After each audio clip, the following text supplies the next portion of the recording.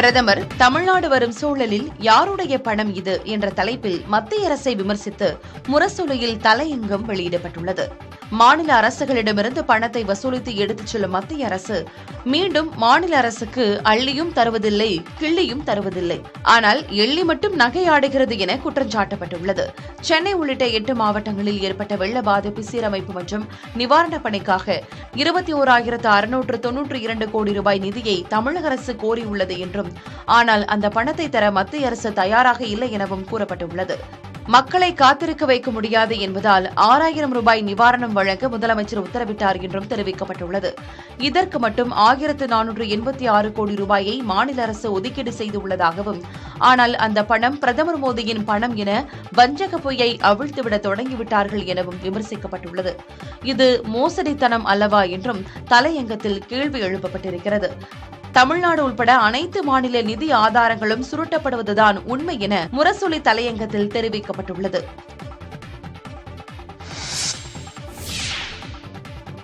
அரசியல் நலனுக்காக தமிழகத்தில் ஆட்சியில் உள்ளவர்கள் விஷம் பிரச்சாரம் செய்து வருவதாக மத்திய இணையமைச்சர் எல் முருகன் விமர்சித்துள்ளார்.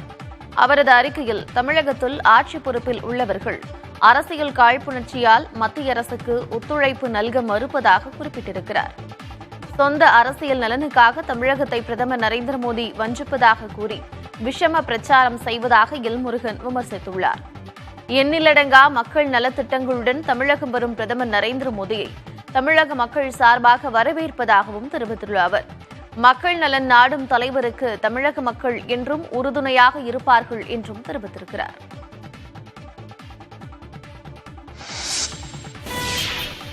தொடர் விடுமுறை முடிந்து அதிக அளவில் மக்கள் சென்னை திரும்பியதால் செங்கல்பட்டு அடுத்த செங்கபெருமாள் கோவில் அருகே கடுமையான போக்குவரத்து நெரிசல் ஏற்பட்டது. பள்ளி அரையாண்டு விடுமுறை மற்றும் புத்தாண்டு முடிந்து தென் மாவட்டத்திலிருந்து மக்கள் சென்னை திரும்பி வருகின்றனர். இதனால் செங்கல்பட்டை அடுத்த செங்கபெருமாள் கோவில் பகுதிகளில் சுமார் 3 கிலோமீட்டர் தூரத்திற்கு கடுமையான போக்குவரத்து நெரிசல் ஏற்பட்டது.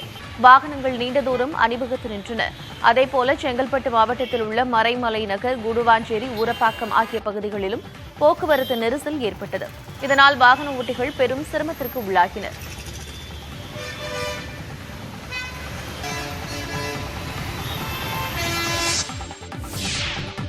கருணாநிதியின் வரலாற்றை கவிதையாக தர வேண்டும் என்று வைரமுத்துவுக்கு முதலமைச்சர் மு.க.ஸ்டாலின் வேண்டுகோள் விடுத்திருக்கிறார். சென்னை தேனாம்பேட்டையில் உள்ள காமராஜர் அரங்கில் வைரமுத்துவின் மகா கவிதை புத்தகத்தை முதலமைச்சர் மு.க.ஸ்டாலின் வெளியிட்டார்.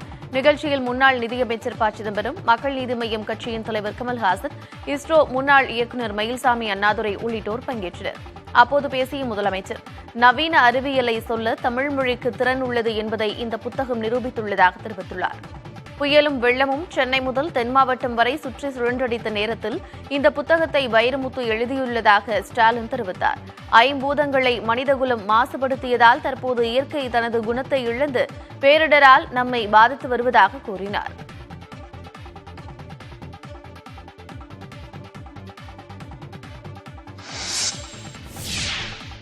சென்னையா இருந்தாலும் நெல்லையா இருந்தாலும் வானிலை ஆய்வு மைய அதிகாரிகள் அதி கனமழை பெய்யும்னு சொன்னாங்களே தவிர எவ்வளவு பெய்யும்னு சொல்லல. ஏரி உடைந்ததைப் போல வானம் உடைந்து கொட்டியதாக மழை பெய்துள்ளது. 100 ஆண்டில் பெரிய மழை, 177 ஆண்டில் பெரிய மழைன்னு சொல்றோமே தவிர இதுக்கான காரணம் என்னன்னு யாரும் சொல்லல. உண்மையான காரணத்தை இந்த புத்தகத்தில் வைரமுத்து அவர்கள் சொல்லிவிட்டார். மனிதன் இப்போது பூதங்களை தின்னத் தொடங்கிவிட்டான். அதனால்தான் பூதங்கள் மனிதனை தின்னத் தொடங்கிவிட்டன என்று சொல்கிறார் கவிஞர். மண்ணியல் விண்ணியல் மாற்றங்களை மனிதகுலம் பொருட்படுத்தாது போயின. ஐம்பூதங்களும் மனிதனுக்கு எதிராக திரும்பிவிடும் என்கிறார். கருணாநிதியின் வரலாற்றை கவிதையாக தர வேண்டும் என்னும் முதலமைச்சரின் வேண்டுகோளை கர்வமாக ஏற்பதாக கவிஞர் வைரமுத்து தெரிவித்துள்ளார். சென்னை தேனாம்பேட்டையில் உள்ள காமராஜர் அரங்கில் வைரமுத்துவின் மகா கவிதை புத்தகத்தை முதலமைச்சர் மு.க.ஸ்டாலின் வெளியிட்டார். நிகழ்ச்சியில் இறுதியாக பேசிய வைரமுத்து, திராவிட மாடல் என்ற மந்திரத்தால் உலகையே திரும்பி பார்க்க வைத்த பேராளுமை முதலமைச்சர் ஸ்டாலின் என்று கூறினார். எந்த ஒரு அரசு கல்வியையும் மருத்துவத்தையும் முன்னிறுத்துகிறதோ அதுவே மக்களுக்கான அரசு என்றும் அதை செய்து கொண்டிருப்பவர் முதலமைச்சர் ஸ்டாலின் என்றும் தெரிவித்தார்.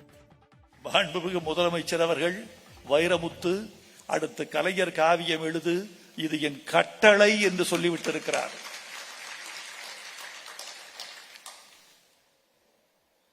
அரசாங்கம் போட்ட ஜிஓவை ஒரு ஏழை மாற்ற முடியுமா?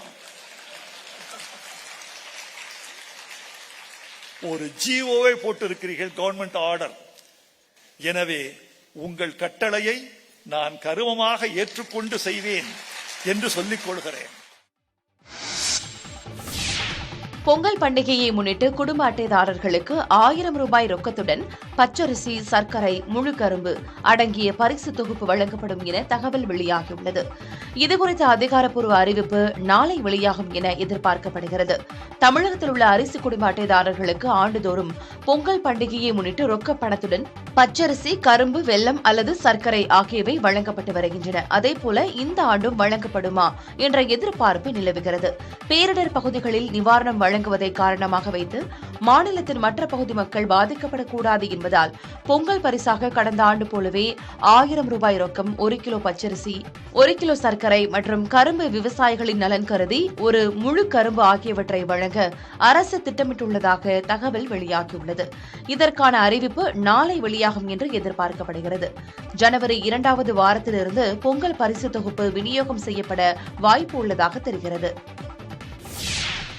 நரேந்திர மோடி பிரதமர் பதவியில் அமர்ந்து 10 ஆண்டுகள் நெருங்கும் நிலையில் அவர் தனது எக்ஸ் சமூக தள பக்கத்தில் பதிவு ஒன்றை வெளியிட்டுள்ளார். அதில் கடந்த 10 ஆண்டுகளில் பல்வேறு துறைகளில் நாடு அடைந்துள்ள முன்னேற்றங்கள் குறித்து நமோ செயலியில் தங்கள் கருத்துக்களை நேரடியாக தன்னிடம் தெரிவிக்கலாம் என பிரதமர் கூறியுள்ளார். இந்த கருத்து அறியும் நடவடிக்கை மக்களின் மனது என்ற பெயரில் கடந்த மாதமே தொடங்கிவிட்ட நிலையில் தற்போது பிரதமர் அது குறித்து பதிவிட்டுள்ளார். இந்த கருத்து கணிப்புகளில் துறைகளின் வளர்ச்சி தவிர அரசு நிர்வாகம், நாடாளுமன்ற உறுப்பினர்களின் செயல்பாடுகள், தொகுதி பிரச்சனைகள் குறித்தும் தெரிவிக்கலாம் என்பது குறிப்பிடத்தக்கது. மக்களவைத் தேர்தலுக்கு சில மாதங்களே உள்ள நிலையில் மக்கள் கருத்தை நேரடியாக அறியும் முயற்சியில் பிரதமர் ஈடுபட்டுள்ளது குறிப்பிடத்தக்கது. கர்நாடகாவைச் சேர்ந்த சிற்பி செதுக்கிய சிலை அயோத்தியில் நிர்மாணிக்கப்பட்டுள்ளதாக ராமர் கோயிலில் நிறுவப்பட உள்ளதாக தகவல் வெளியாகி இருக்கிறது. கர்நாடக முன்னாள் முதலமைச்சரும் பாஜக மூத்த தலைவர்களில் ஒருவருமான எடியூரப்பா எக்ஸ் சமூக வலைதள பக்கத்தில் பதிவு ஒன்றை இட்டிருக்கிறார். அதில் மைசூருவைச் சேர்ந்த பிரபல சிற்பி அருண் யோகிராஜ் உருவாக்கிய ராமர் சிலை அயோத்தியில் நிறுவப்பட உள்ளதாக தெரிவித்துள்ளார். எனினும் தான் செதுக்கிய சிலை அயோத்தியில் நிறுவப்பட உள்ளதாக அதிகாரப்பூர்வமாக தன்னிடம் எதுவும் தெரிவிக்கப்படவில்லை என்று சிற்பி அருண் யோகிராஜ் கூறியுள்ளார். 3 பேர் உருவாக்கிய ராமர் சிலைகள் பரிசீலிக்கப்பட்டு வருவதாகவும் அதில் ஒன்றுதான் தான் செதுக்கியது என்றும் அருண் யோகிராஜ் தெரிவித்தார். ராமர் சிலையை உருவாக்க 6 முதல் 7 மாதங்கள் ஆனதாகவும் அது அயோத்தி கோயிலில் நிறுவப்பட்டால் தனக்கு பெரும் மகிழ்ச்சி என்றும் அருண் யோகிராஜ் கூறினார். அயோத்தியில் ராமர் கோயில் கும்பாபிஷேகம் வரும் 22ஆம் தேதி நடைபெறவுள்ளது குறிப்பிடத்தக்கது.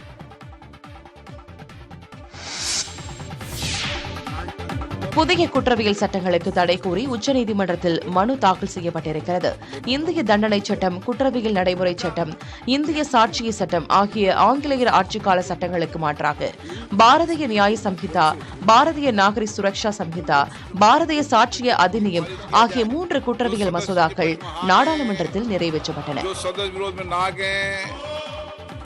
मेरे विचार में निर्णय हाँ वालों के पक्ष में, हाँ वालों के पक्ष में प्रस्ताव स्वीकृत हुआ, विधेयक यथा संशोधित पारित हुआ. இதற்கு குடியரசுத் தலைவர் திரௌபதி முர்மு ஒப்புதல் அளித்ததை அடுத்து அந்த மசோதாக்கள் சட்டமாகின. இந்நிலையில் புதிய குற்றவியல் சட்டங்களுக்கு எதிராக உச்சநீதிமன்றத்தில் விஷால் திவாரி என்பவர் வழக்கு தொடர்ந்துள்ளார். அதில் நாடாளுமன்றத்தில் எவ்வித விவாதமும் மேற்கொள்ளாமல் 3 குற்றவியல் மசோதாக்கள் நிறைவேற்றப்பட்டதாக கூறினார். இந்த சட்டங்களில் பல குறைபாடுகள், முரண்பாடுகள் இருப்பதாகவும் காவல்துறை உதவியுடன் மக்களின் சுதந்திரத்தை அரசு கட்டுப்படுத்த அந்த சட்டங்கள் வழிவகை செய்வதாகவும் மனுதாரர் குறிப்பிட்டுள்ளார். இந்த சட்டங்கள் முறையாக செயல்படுத்தக்கூடியதா என்பதை மதிப்பிட உடனடியாக நிபுணர் குழுவை அமைக்க வேண்டும் என்றும் அவர் வலியுறுத்தியுள்ளார். குஜராத்தில் ஆழ்துளை கிணற்றில் தவறி விழுந்த 3 வயது சிறுமி மீட்கப்பட்டும் சிகிச்சை பலனின்றி உயிரிழந்தார். துபர்கா மாவட்டத்தின் ரான் கிராமத்தில் உள்ள தனது வீட்டின் அருகே சிறுமி விளையாடிக் கொண்டிருந்தபோது அங்கு மூடப்படாமல் இருந்த ஆழ்துளை கிணற்றில் தவறி விழுந்தாள். 30 அடி ஆழ கிணற்றுக்குள் தவித்த சிறுமியை காப்பாற்ற தீயணைப்புத் துறையினர், இந்திய ராணுவம் மற்றும் பேரிடர் மீட்புப் படையினர் விரைந்தனர். முதலில் குழாய் மூலமாக சிறுமிக்கு ஆக்ஸிஜன் அளிக்கப்பட்டது. இதைத் தொடர்ந்து 8 மணி நேர போராட்டத்திற்கு பிறகு சிறுமியை வீரர்கள் மீட்டனர். மயக்க நிலையில் இருந்த சிறுமி உடனடியாக ஆம்புலன்ஸ் மூலம் மருத்துவமனைக்கு அழைத்துச் செல்லப்பட்டார். ஆனால் சிறுமியை பரிசோதித்த மருத்துவர்கள் அவள் ஏற்கனவே இறந்துவிட்டதாக தெரிவித்தனர். ஆழ்துளை கிணற்றில் சிக்கியிருந்த சிறுமி மூச்சுத் திணறல் காரணமாக உயிரிழந்திருப்பதாகவும் கூறினர். ஆழ்துளை கிணற்றிலிருந்து சிறுமி மீட்கப்பட்டும் உயிரை காப்பாற்ற முடியாமல் போனது அந்த பகுதியில் பெரும் சோகத்தை ஏற்படுத்தியது. கோவை மாவட்டம் வால்பாறை அருகே ஆற்றில் குளித்து விளையாடிய குட்டி யானையின் காணொலி இணையங்களில் பரவி வருகிறது. வால்பாறை அருகே 2 தினங்களுக்கு முன்பு குட்டி யானை ஒன்று அதன் கூட்டத்தை விட்டு பிரிந்து குடியிருப்பு பகுதிகளில் சுற்றித் திரிந்தது. அதனை மீட்டு வனத்துறையினர் தாய் யானையுடன் சேர்த்தனர். அந்த யானைகள் கூட்டமாக வால்பாறை அருகே தேயிலை தோட்டங்களில் சுற்றி வருகின்றன. தொடர்ந்து அங்குள்ள ஆற்றங்கரைக்கு சென்ற யானைகள் நீராடின. இதில் ஒரு குட்டி யானை மட்டும் தண்ணீரில் குதூகலித்தது. ஆற்றில் அங்கும் இங்குமாக நீந்தி சென்று உற்சாகம் அடைந்தது. இந்த குட்டி யானையின் சேட்டையை தூரத்தில் இருந்தவாறு பொதுமக்கள் கண்டு ரசித்தனர்.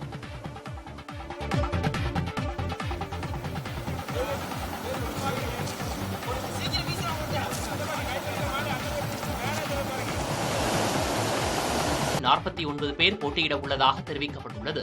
இதில் இம்ரான்கானின் மனு நிராகரிக்கப்பட்டு நவாஸ் ஷெரீஃபின் மனு ஏற்கப்பட்டது சர்ச்சையை ஏற்படுத்தியுள்ளது. பாகிஸ்தானில் அடுத்த மாதம் 8ஆம் தேதி நாடாளுமன்ற தேர்தலும் மாகாண சட்டசபைகளுக்கான தேர்தலும் நடைபெற உள்ளது. இதில் நாடாளுமன்றத்திற்கு போட்டியிட சுமார் 7500 பேர் வேட்புமனு தாக்கல் செய்திருந்த நிலையில் அவர்களில் 6449 பேரின் மனுக்கள் ஏற்கப்பட்டுள்ளதாக தேர்தல் ஆணையம் தெரிவித்துள்ளது. இவர்களில் 6094 பேர் ஆண்கள், 355 பேர் பெண்கள். 1024 பேரின் மனுக்கள் நிராகரிக்கப்பட்டுள்ளன. முன்னாள் பிரதமர் இம்ரான்கான் உட்பட அவரது கட்சி அறிவித்த பெரும்பாலான வேட்பாளர்களின் பெயர்கள் நிராகரிக்கப்பட்டுள்ளதாக குற்றச்சாட்டுகள் எழுந்துள்ளன. எனினும் முன்னாள் பிரதமர் நவாஸ் ஷெரீப், அவரது மகள் மரியம் நவாஸ், சகோதரர் ஷெஃபாஸ் ஷெரீப் ஆகியோரின் மனுக்களும் பிலாவல் பூட்டோவின் மனுவும் ஏற்கப்பட்டுள்ளதாக தகவல் வெளியாகியுள்ளது. தேர்தலில் போட்டியிட உச்சநீதிமன்றத்தால் வாழ்நாள் தடை விதிக்கப்பட்ட நவாஸ் ஷெரீப்பின் மனு ஏற்கப்பட்டுள்ளது குறித்தும் தங்கள் தலைவர் இம்ரான்கானின் மனு நிராகரிக்கப்பட்டதற்கும் எதிர்ப்பு தெரிவித்து தேர்தல் ஆணையத்தை அணுக பிடிஐ கட்சி முடிவு செய்துள்ளது. இலங்கை கடல் பகுதியில் டால்பின்கள் துள்ளி குதித்து விளையாடும் காட்சி வெளியாகியுள்ளது. அங்குள்ள கர்பிட்டி கடற்பகுதிக்கு ஏராளமான சுற்றுலா பயணிகள் வருகை தருவார்கள். டிசம்பர் முதல் ஏப்ரல் மாதம் வரை அங்கு டால்பின்களை அதிக அளவு பார்க்க முடியும் என்பதால் கர்பிட்டியில் சுற்றுலா சீசன் தொடங்கியது.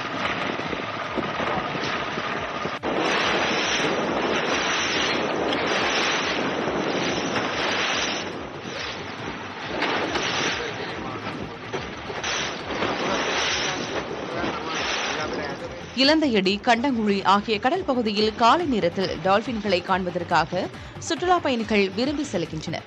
ஸ்பின்னர் டால்பின்கள், பாட்டில் நோஸ் டால்பின்கள், புள்ளிகள் கொண்ட டால்பின்களை கண்டு ரசிக்கும் அவர்கள் அதனை வீடியோ எடுக்கின்றனர். டால்பின்கள் மட்டுமல்லாமல் நீலத்திமிங்கலம், மின்கை திமிங்கலமும் கர்பிட்டி கடலில் காணப்படுகிறது. காலை வேளையில் அலையில் துள்ளி குதித்து விளையாடும் டால்பின்களின் வீடியோ இணையத்தில் வைரலாகியுள்ளது.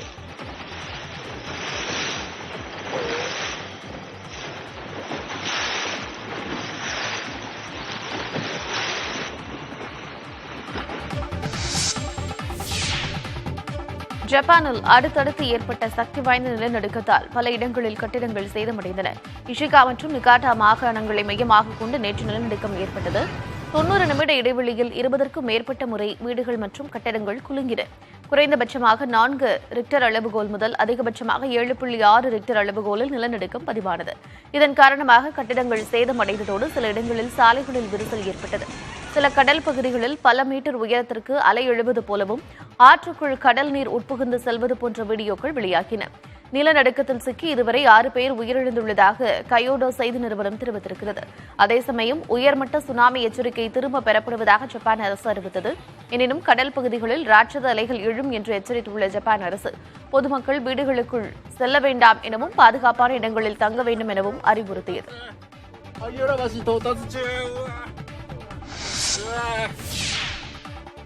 சிட்னி மைதானத்தில் புதன்கிழமை தொடங்க உள்ள பாகிஸ்தானுக்கு எதிரான டெஸ்டில் விளையாடும் வார்னர் அந்த போட்டியுடன் சர்வதேச டெஸ்டுகளில் இருந்தும் ஓய்வு பெறுகிறார். 111 டெஸ்ட் போட்டிகளில் விளையாடியுள்ள டேவிட் வார்னர் 8695 ரன்களுடன் 26 சதங்கள் மற்றும் 36 அரை சதங்கள் அடித்துள்ளார். இதனிடையே ஒருநாள் கிரிக்கெட் போட்டியிலிருந்தும் ஓய்வு பெறுவதாக டேவிட் வார்னர் அறிவித்துள்ளார். 2015 மற்றும் 2023 உலகக்கோப்பை வென்ற ஆஸ்திரேலிய அணியில் வார்னர் இடம்பெற்றிருந்தார். 2009ஆம் ஆண்டு ஒருநாள் கிரிக்கெட்டில் அறிமுகமான டேவிட் வார்னர் இதுவரை 161 போட்டிகளில் விளையாடி 6932 ரன்களை குவித்துள்ளார். அதில் 22 சதங்களும் 33 அரை சதங்களும் அடக்கம். T20 போட்டிகளில் தொடர்ந்து விளையாடுவதாக வார்னர் தெரிவித்துள்ளார். முதல் பந்திலிருந்தே அதிரடியாக ரன்களை சேர்ப்பதில் வல்லவரான டேவிட் வார்னரின் ஓய்வு கிரிக்கெட் ரசிகர்களிடையே சோகத்தை ஏற்படுத்தியுள்ளது. கிரிக்கெட் தவிர்த்து இந்திய திரைப்பட பாடலுக்கு ரீல்ஸ் போட்டும் வார்னர் அசத்தி வருவது குறிப்பிடத்தக்கது. கனடாவைச் சேர்ந்த நிழல் உலக தாதா கோல்டி பிராரரை இந்திய அரசு பயங்கரவாதியாக அறிவித்துள்ளது. எல்லை தாண்டி பயங்கர ஆயுதங்களை இந்தியாவுக்குள் ட்ரோன்கள் மூலம் கடத்தி வந்ததற்காக அவர் பயங்கரவாதியாக அறிவிக்கப்பட்டுள்ளதாக மத்திய அரசு தெரிவித்துள்ளது. இந்தியாவுக்குள் கொலை செய்வதற்காக ஆயுதங்கள், தளவாடங்கள் மற்றும் வெடிப்பொருட்களை கடத்தி வந்ததாக குற்றம் சாட்டப்பட்டுள்ளது. தடை செய்யப்பட்ட பாபர் கல்சா இன்டர்நேஷனல் என்ற காலிஸ்தான் ஆதரவு இயக்கத்துடன் அவருக்கு தொடர்பு இருப்பதாகவும் கூறப்பட்டுள்ளது. பஞ்சாப் பாடகர் சித்து மூஸ்வாலா கொலையின் பின்னணியில் இருந்த பயங்கரவாத கும்பலின் மூளையாக செயல்பட்டவர் கோல்டி பிராரர். முன்னதாக கனடாவில் தேடப்படும் குற்றவாளிகளில் முதன்மையான 25 பேரில் பிராரரையும் அந்நாட்டு அரசு சேர்த்தது. 2017ஆம் ஆண்டு மாணவர் விசாவில் கனடா சென்றடைந்த 29 வயதான அவர் மே 29, 2022 அன்று பஞ்சாபின் மான்சா மாவட்டத்தில் சுட்டுக் கொல்லப்பட்ட சித்து மூஸ்வாலா என்று பிரபலமாக அறியப்பட்ட சுப்தீப் சிங் சித்துவின் கொலைக்கு பொறுப்பேற்றார். அப்போது முதல் அவர் தலைமறைவாக இருந்து வருகிறார்.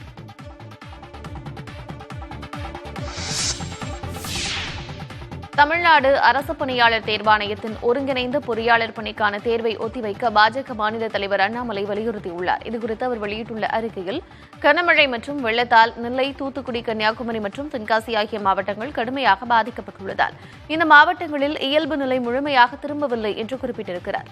இந்த மாவட்டங்களில் உள்ள ஆயிரக்கணக்கான இளைஞர்கள் தமிழ்நாடு அரசு பணியாளர் தேர்வாணையத்தின் ஒருங்கிணைந்த பொறியாளர் பணிக்கான தேர்வுக்கு விண்ணப்பித்துள்ளதை சுட்டிக்காட்டியுள்ள அவர், கடும் பாதிப்புகள் ஏற்பட்டுள்ள நிலையில் தேர்வுகளை நடத்துவது முறையானதாக இருக்காது என்று தெரிவித்தார். வெள்ளத்தால் பாதிக்கப்பட்ட மாவட்டங்களைச் சேர்ந்த இளைஞர்கள் தேர்வுக்கு தயாராக முறையான வாய்ப்பு வழங்கும் விதமாக தமிழ்நாடு அரசு பணியாளர் தேர்வாணையத்தின் ஒருங்கிணைந்த பொறியாளர் பணிக்கான தேர்வை தமிழக அரசு ஒத்திவைக்க வேண்டும் என்று கேட்டுக் கொண்டார்.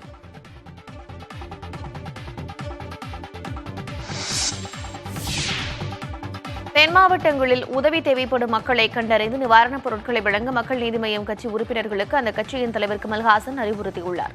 தென் மாவட்டங்களில் மழையால் பாதிக்கப்பட்ட மக்களுக்கு மக்கள் நீதி மய்யம் கட்சி சார்பில் நிவாரணப் பொருட்களை அனுப்பி வைத்த பின் செய்தியாளர்களை சந்தித்த அவர் இதனை தெரிவித்தார்.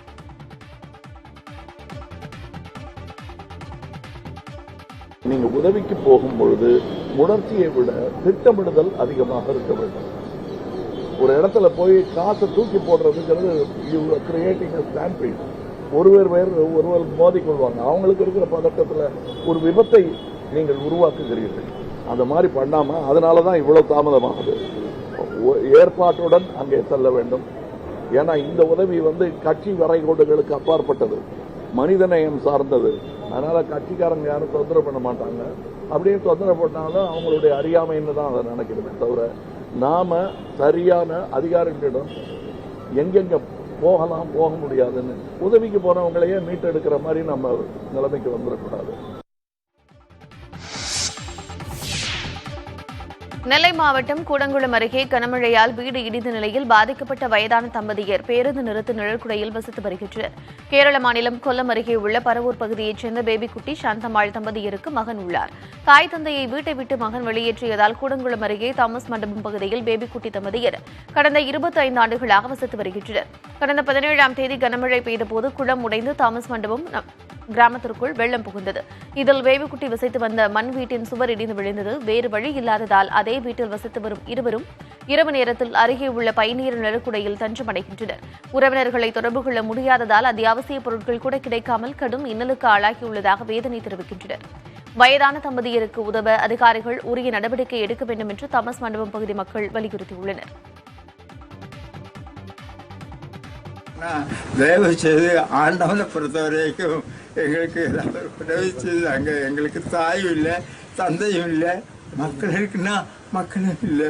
அப்படி ஒரு தொந்தரவில் நாங்கள் இருக்க வந்து போச்சுங்க. എന്നും പഞ്ചായത്ത് ചെല്ലും, ചേട്ടൻ പോകുമ്പോൾ ചേട്ടനെ വിരട്ടി അടിച്ചു വിടും. ഒരു ബാത്റൂമിന് ഞങ്ങൾക്ക് പൈസ അനുവദിച്ചു വന്ന് അന്ത പൈസ നമുക്ക് തന്നില്ല. നമ്മൾ പിച്ച എടുക്കുന്നവർക്ക് കഷ്ടപ്പെട്ട് ആ ബാത്റൂം ഞങ്ങൾ പൂർത്തിയാക്കി. நாகை மாவட்டம் வேதாரண்யம் அருகே வெள்ளப்பள்ளம் என்னும் பகுதியில் கடலில் மிதந்து வந்த தெப்பத்துடன் புத்த மத துறவியின் உருவ சிலை ஒன்று கரை ஒதுங்கியது. அந்த சிலை மியான்மர் நாட்டிலிருந்து வந்திருக்கலாம் என்று கருதப்படுகிறது. இந்த தெப்பம் 10 அடி உயரமும் 6 அடி நீளமும் 6 அடி அகலமும் உள்ளது. டிராகன் உருவமும் பதிக்கப்பட்டுள்ளது.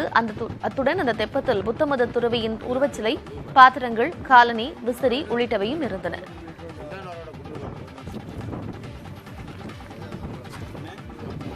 இதில் இருக்க பாத்திரம்லாம் பார்த்தா ஏதோ இறந்தவங்களுக்கு படையல் பண்ணுற மாதிரி மெழுகுவர்த்தி, இன்னும் இந்த பண்டங்கள்லாம் இருக்குது. இதெல்லாம் என்னன்னு தெரியலை. இதை வந்து நாங்கள் ஊர் பொதுமக்கள்லாம் வந்து பார்த்துட்டு போயிட்டுருக்காங்க. கடலூர் மாவட்டம் வேப்பூர் அருகே இருசக்கர வாகன திருட்டில் ஈடுபட்ட நபர்களை காவல்துறையினர் தேடி வருகின்றனர். சிறுபாக்கத்தைச் சேர்ந்த தனியார் பள்ளி ஆசிரியர் செந்தில் தனது வீட்டின் முன்பு இரவில் இருசக்கர வாகனத்தை நிறுத்தியிருந்த நிலையில் அதனை அடையாளம் தெரியாத 3 நபர்கள் திருடி சென்றுள்ளனர். இது தொடர்பான சிசிடிவி காட்சிகளை கொண்டு காவல்துறையினர் விசாரணை நடத்தி வருகின்றனர்.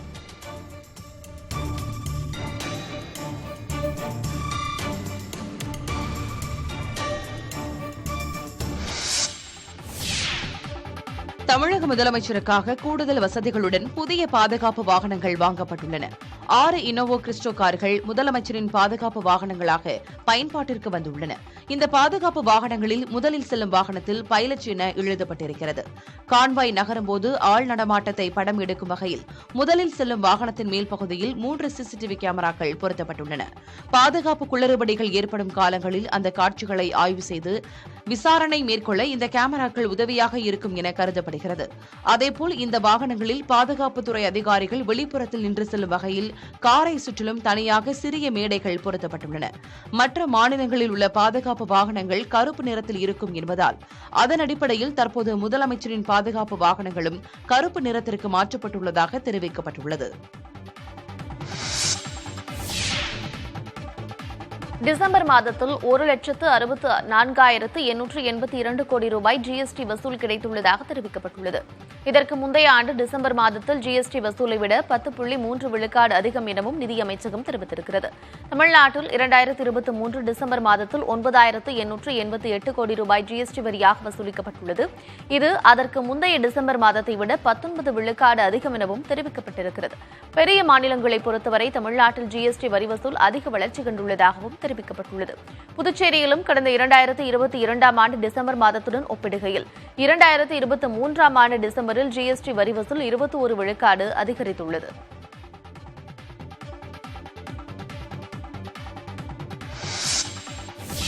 புழக்கத்திலிருந்து திரும்ப பெறப்படுவதாக அறிவிக்கப்பட்ட 2000 ரூபாய் நோட்டுகள் 97 விழுக்காடு திரும்ப வந்துள்ளதாக ரிசர்வ் வங்கி தெரிவித்திருக்கிறது. இதுகுறித்து ரிசர்வ் வங்கி வெளியிட்டுள்ள செய்திக்குறிப்பில் 2000 ரூபாய் நோட்டுகளை பொதுமக்களிடமிருந்து திரும்ப பெறும் முடிவை கடந்த மே மாதம் முடிவு செய்யப்பட்டு அக்டோபர் 7ஆம் தேதி வரை அவகாசம் வழங்கப்பட்டது என்று தெரிவிக்கப்பட்டுள்ளது. அறிவிப்பு வெளியான முதல் நாளில் 3,56,000 கோடி ரூபாய் மதிப்பிலான 2000 ரூபாய் புழக்கத்தில் இருந்ததாகவும் தற்போது அந்த எண்ணிக்கை 9,330 கோடி ரூபாயாக குறைந்துள்ளதாகவும் ரிசர்வ் வங்கி தெரிவித்திருக்கிறது. இதன் மூலம் 97.38 விழுக்காடு 2000 ரூபாய் நோட்டுகள் திரும்ப பெறப்பட்டுள்ளது தெரியவந்துள்ளது. நெல்லையிலிருந்து சென்னை செல்லும் ஆம்னி பேருந்துகளில் கூடுதல் கட்டணம் வசூலிக்கப்பட்டதாக பயணிகள் குற்றம் சாட்டியுள்ளனர். கிறிஸ்துமஸ் மற்றும் புத்தாண்டிற்காகவும் பள்ளி விடுமுறையை ஒட்டியும் ஏராளமானோர் சென்னையிலிருந்து நெல்லை உள்ளிட்ட தென் மாவட்டங்களுக்கு சென்றனர். அவர்கள் விடுமுறை முடிந்து சென்னை திரும்ப ஒரே நேரத்தில் நெல்லையில் குவிந்தனர். இந்நிலையில் தனியார் பேருந்துகளில் 2,500 ரூபாய் முதல் 3,500 ரூபாய் வரை கட்டணம் வசூலிக்கப்பட்டதாக பயணிகள் குற்றம் சாட்டினர்.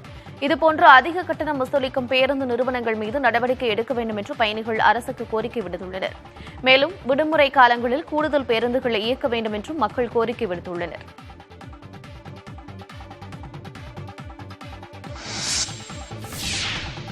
நீலகிரி ஜெகதளா கிராமத்தில் படுகிரண மக்களின் பாரம்பரிய விழாவான ஹெத்தையம்மன் கோவில் திருவிழா விமரிசையாக கொண்டாடப்பட்டது. இதில் 8 ஊர் மக்கள் திரளாக கலந்து கொண்டனர். 48 நாட்கள் விரதம் இருந்த இந்த பகுதிகளைச் சேர்ந்த மக்கள் 7 நாட்களாக காரக்குறை கிராமத்தில் உள்ள அம்மன் கோயிலில் தங்கி சிறப்பு பூஜை செய்தனர். ஹெத்தையம்மன் குடையை ஏந்தியவாறு 8 ஊர்களில் உள்ள கோயில்களில் பூஜைகள் செய்யப்பட்டன. இறுதியாக பாரம்பரிய உடையணிந்து ஹெத்தையம்மன் திருக்குடையை ஏந்தியவாறு நடனமாடியபடி ஜெகதளா கிராமத்திற்கு வந்த படுகிரண மக்கள் ஹெத்தையம்மன் சிலைக்கு சிறப்பு பூஜை செய்தனர். இந்த விழாவில் ஆயிரக்கணக்கான படுகிரண மக்கள் பாரம்பரிய உடை அணிந்து நடனமாடியதை பலர் கண்டுகளித்தனர்.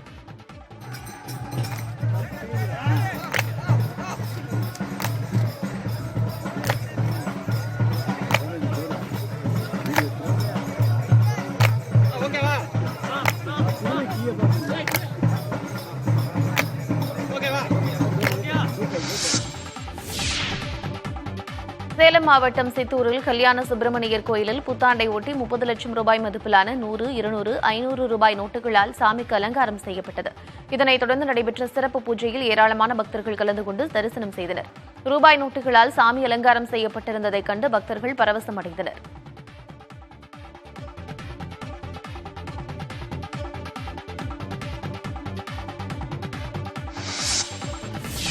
ராஜபாளையம் அருகே நடைபெற்ற பொங்கல் விழாவில் வெளிநாடு வாழ் தமிழர்கள் கலந்து கொண்டு உற்சாகமாக கொண்டாடினர். விருதுநகர் மாவட்டம் தேவதானத்தில் வெளிநாடு வாழ் தமிழர் நலத்துறை சார்பில் வேர்களை தேடி கிராமத்தில் ஒரு நாள் என்ற தலைப்பில் தமிழர் பாரம்பரிய பண்பாடு மற்றும் பொங்கல் விழா நடைபெற்றது. மாவட்ட ஆட்சியர் ஜெயசீலன் தலைமையில் நடைபெற்ற நிகழ்ச்சியில் நாடாளுமன்ற உறுப்பினர் தனுஷ், சட்டமன்ற உறுப்பினர் குமார் உள்ளிட்ட பலரும் கலந்து கொண்டனர். இதில் ஆஸ்திரேலியா, பிஜி, கனடா, இலங்கை ஆகிய நாடுகளைச் சேர்ந்த 57 தமிழர்கள் சிறப்பு விருந்தினர்களாக பங்கேற்றனர். பாரம்பரிய முறையில் சமைக்கப்பட்ட பொங்கலை சுவைத்த அவர்கள் கோலங்களையும் பார்வையிட்டனர். இதனைத் தொடர்ந்து நடைபெற்ற பாரம்பரிய கலை நிகழ்ச்சிகளையும் அவர்கள் கண்டுகளித்தனர். தொடர்ந்து உரியடி விழாவும் நடத்தப்பட்டது. அதில் வெளிநாடு வாழ் தமிழர்கள் அனைவரும் கலந்து கொண்டு உற்சாகமடைந்தனர். இன்னைக்கு புது வருடத்தன்னைக்கு நாங்கள் இந்த ஊருக்கு வந்திருக்கிறது, அதில் எங்களுக்கு வரவேற்பு ரொம்ப பலமாக கொடுத்தாங்க. இதுவரையும் நாங்கள் மாட்டு வண்டியிலையும் சரி இந்த மாதிரி விளையாட்டுகள் நாங்கள் பார்த்ததில்லை. எங்களுக்கு இப்படி ஒரு வரவேற்பு எங்கேயுமே எங்களுக்கு கிடைச்சதில்லை. அவங்க எங்களை அவங்களுடைய பிள்ளைகளாக பார்த்து எங்களை இவ்வளோ தூரம் எங்களை வரவேற்று ஒவ்வொரு நிகழ்ச்சியும் செய்கிறாங்க.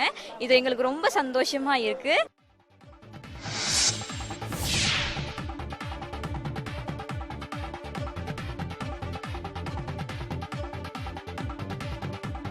வருமான வரித்துறையில் புதிய மைல்கல்லாக 2022-23 நிதியாண்டுக்கான வருமான வரி கணக்கு தாக்கல் இதுவரை இல்லாத அளவாக அதிகரித்திருக்கிறது. 2022-23 நிதியாண்டுக்கான வருமான வரி கணக்கு தாக்கல் செய்ய கடந்த ஜூலை 31ஆம் தேதி வரை அவகாசம் வழங்கப்பட்டது. அப்போது கணக்கு தாக்கல் செய்ய தவறியவர்களுக்கு டிசம்பர் 31ஆம் தேதி வரை இறுதி வாய்ப்பு வழங்கப்பட்டது. இந்நிலையில் கடந்த நிதியாண்டுக்கான வருமான வரி கணக்கு தாக்கல் செய்தது இதுவரை இல்லாத அளவாக 8 கோடி பேரை தாண்டியுள்ளதாக புள்ளி விவரங்கள் தெரிவிக்கின்றன. கடந்த நிதியாண்டில் அதிகளவாக ஒரே நாளில், அதாவது ஜூலை 31ஆம் தேதி மட்டும் 64,33,000 பேர் வருமான வரி கணக்கு தாக்கல் செய்திருக்கின்றனர். வருமான வரி கணக்கு தாக்கல் செய்த படிவங்களை தணிக்கை செய்வதற்கான கால அளவு 10 நாட்களாக குறைக்கப்பட்டது. வருமான வரி கணக்கு தாக்கல் செய்வது தொடர்பாக 50 கோடி இமெயில்களும் 51 கோடி குறுந்தகவல்களும் அனுப்பி விழிப்புணர்வு ஏற்படுத்தப்பட்டிருக்கிறது.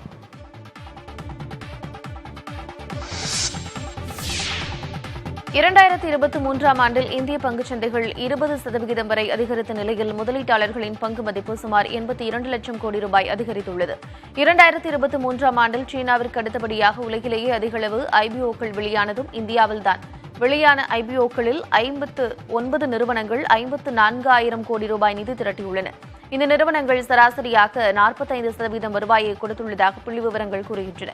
2023ஆம் ஆண்டின் இறுதியில், அதாவது டிசம்பர் 28ஆம் தேதி மும்பை பங்குச்சந்தை குறியீட்டு சென்செக்ஸ் இதுவரை இல்லாத அளவாக அதிகரித்து 72,484 புள்ளிகளை தொட்டது. 2023ஆம் ஆண்டில் இந்திய பங்குச்சந்தைகளில் 2,70,00,000 பேர் புதிதாக முதலீடுகளை தொடங்கியுள்ளதாகவும் புள்ளி விவரங்கள் தெரிவிக்கின்றன. கடந்த ஆண்டில் அந்நிய முதலீட்டாளர்கள் 1,70,000 கோடி ரூபாயை பங்குச்சந்தைகளில் முதலீடு செய்துள்ளனர். நாட்டின் பொருளாதாரம் வலுவாக இருப்பது, அரசியலில் நிலைத்தன்மை, கார்ப்பரேட் நிறுவனங்களின் சாதகமான நிதிநிலை அறிக்கை உள்ளிட்டவைகள் கடந்த ஆண்டில் பங்குச்சந்தைகளை சிறப்பாக செயல்பட வைத்ததாக நிபுணர்கள் கூறுகின்றனர்.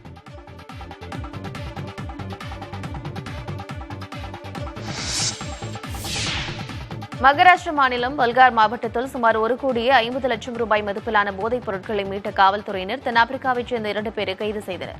கடந்த 20ஆம் தேதி போதைப் பொருள் தடுப்பு பிரிவின் மூத்த ஆய்வாளர் அமர் மராத்தே தலைமையில் ரோந்து பணிக்காக காவல்துறையினர் முடுக்கிவிடப்பட்டனர். மும்பை புறநகர் பகுதியில் உள்ள நலசோபராவில் ரோந்து பணியில் ஈடுபட்ட போது போதைப் பொருட்களை கடத்தி சென்றவர்களை மடக்கி பிடித்தனர். இதில் 1,47,00,000 ரூபாய் மதிப்பிலான போதைப் பொருட்கள் கைப்பற்றப்பட்டன. இதனிடையே கடத்தலில் ஈடுபட்ட 2 மீதும் போதைப் பொருள் மற்றும் NDPS சட்டத்தின் கீழ் வழக்கு பதிவு செய்துள்ளனர். மேலும் போதைப் பொருட்கள் கடத்தல் தொடர்பாக விசாரணை மேற்கொண்டு வருகின்றனர்.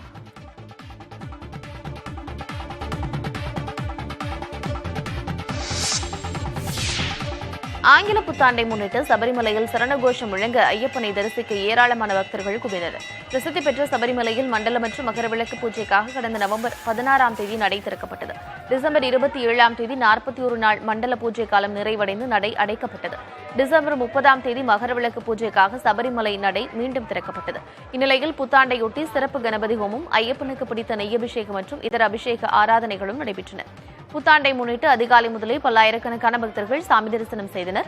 பக்தர்கள் வருகை அதிகரிப்பை தொடர்ந்து தேவையான பாதுகாப்பு ஏற்பாடுகள் தீவிரப்படுத்தப்பட்டுள்ளன.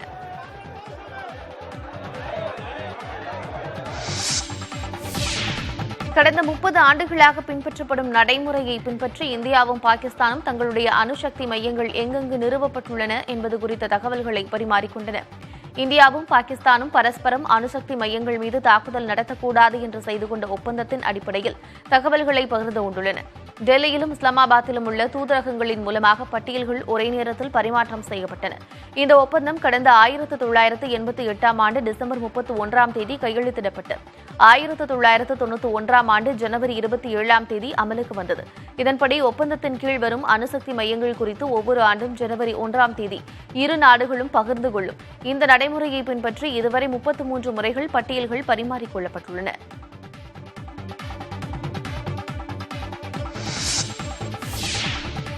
டென்மார்க்கின் ராணி 2ஆம் மார்கரெட்டா பதவி விலகுவதாக அறிவித்ததைத் தொடர்ந்து அவரது மகன் இளவரசர் ஃபிரெட்ரிக் டென்மார்க்கின் மன்னராக பதவியேற்கிறார்.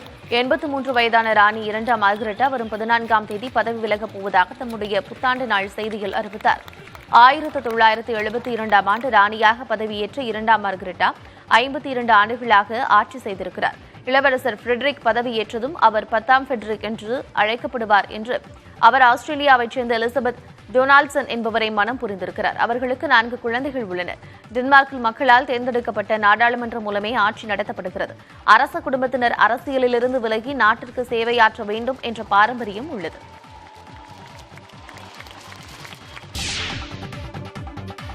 IPL கிரிக்கெட் தொடரில் லக்னோ சூப்பர் ஜெயின்ஸ் அணியின் ஆலோசகராக முன்னாள் இந்திய கிரிக்கெட் வீரர் சுரேஷ் ரெய்னா நியமிக்கப்படலாம் என்ற தகவல் வெளியாகியுள்ளது. கடந்த ஆண்டு இந்த அணிக்கு கௌதம் கம்பீர் ஆலோசகராக இருந்த நிலையில் அவர் கொல்கத்தா நைட் ரைடர்ஸ் அணிக்கு சென்றார். இச்சூழலில் உள்ளூர் நாயகனாக சுரேஷ் ரெய்னாவை லக்னோ சூப்பர் ஜெயின்ஸ் ஆலோசகராக நியமனம் செய்வதற்கு பேச்சுவார்த்தை நடந்து வருவதாக கூறப்படுகிறது.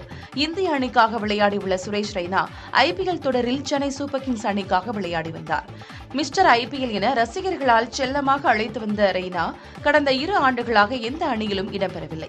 இச்சூழலில் மீண்டும் களத்திற்கு ரெய்னா திரும்புவார் என்று ரசிகர்கள் எதிர்பார்த்து காத்திருக்கின்றனர்.